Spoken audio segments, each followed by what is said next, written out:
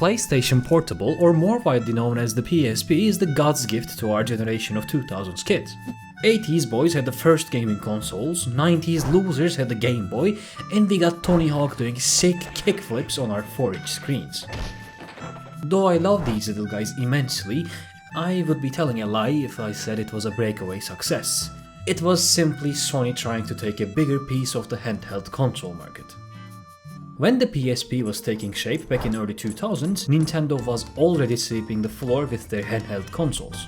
And every other company trying to get a piece of the cake either failed miserably or couldn't get a marginal success when faced with Nintendo. Though coming off of the success of PSX and PS2, Sony was one of the more competent companies that wanted a piece of that huge, sweet handheld cake.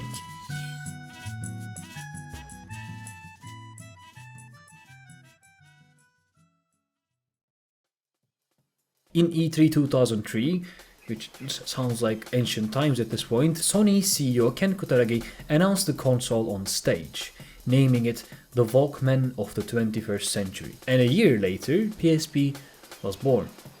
I would have loved to be able to tell you that the PSP was going to change everything and beat the Game Boy and DS and become a major name in the field, but to be fair, this little bad boy wasn't going to stop Nintendo from dominating the market or even have a marginal piece of the market. When compared to the DS, PSP sold 70 million less units in its lifespan. What it did better than DS, which was its direct competitor, was the quality and the size of its vast gaming library. The PSP was a unique console in terms of the power it held and the quality of the games developed for it. No other handheld console prior to PSP provided gamers with video games that had the depth of traditional console titles on the go. With its 300 MHz CPU and 32 MB of RAM, this tiny guy was the first to provide gamers with portable home console type gaming experiences, with the visual fidelity somewhere between the PSX and PS2. It truly was a handheld way ahead of its time. But to be honest, the experience it provides is almost still deeper than Switch, thanks to the best part of this bad boy, its vast library of video games. This console's lineup of games is so crazy that you can entertain yourself for an eternity just with the launch titles that came out alongside it in 2004. Wipeout Pure, a crazy futuristic racing game with elements from karting titles. Metal Gear Acid, one of the most unique takes on the series and my first ever PSP game that I have owned for over a decade and yet to finish. Dynasty Warriors, a classic where you can slice up people in the hundreds. Satisfying racers like the Ridge Racer and Twisted Metal, a port of the iconic Spider-Man 2, and on top of all of that, Tony Hawk's Freaking Underground 2, my first introduction to the series and the most fun I have ever had in a subway train at 8 AM. In addition, further down the line, the PSP has garnered so many racing titles, from Burnout to Test Drive, it became the perfect handheld for racing fans. Arcade racers, we got them.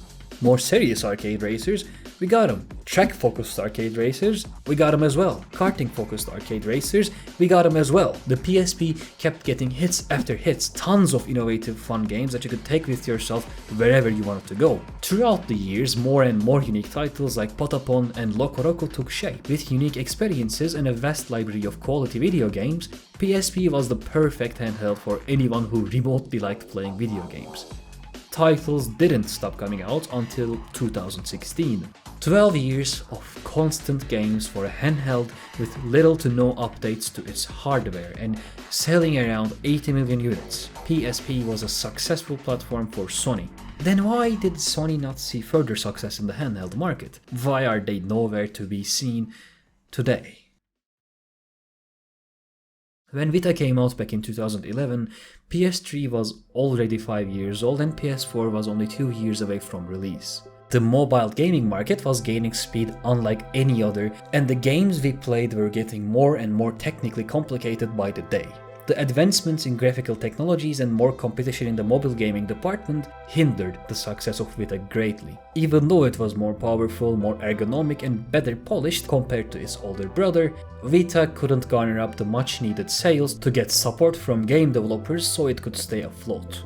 It simply was not popular enough to justify developing games on the system, which unfortunately meant, unlike its older brother, Vita didn't have the vast library of games. So every single year where Vita was left without quality titles, it drifted further and further into obscurity.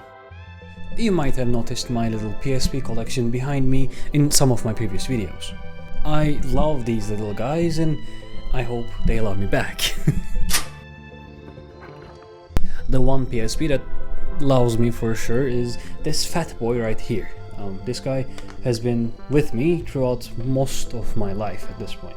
I still remember the day where my dad bought this for the two of us.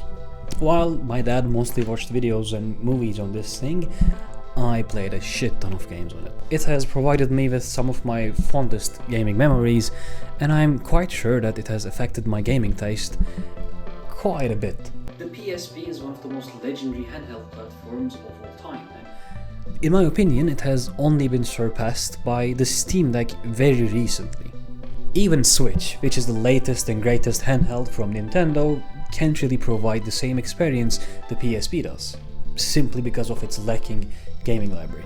I mean, you can still use it to run emulators and stuff, but still, the base console is really lackluster in my opinion. Like, there's maybe 3 games that interest me that Nintendo Switch has.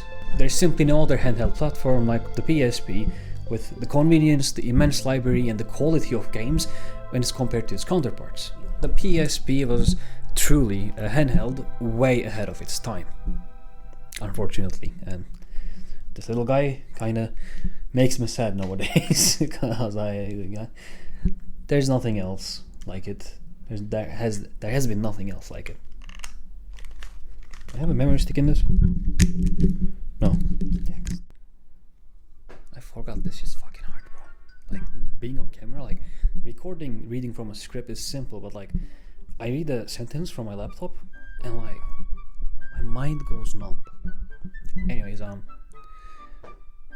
it's been a while, and this video is also late as well.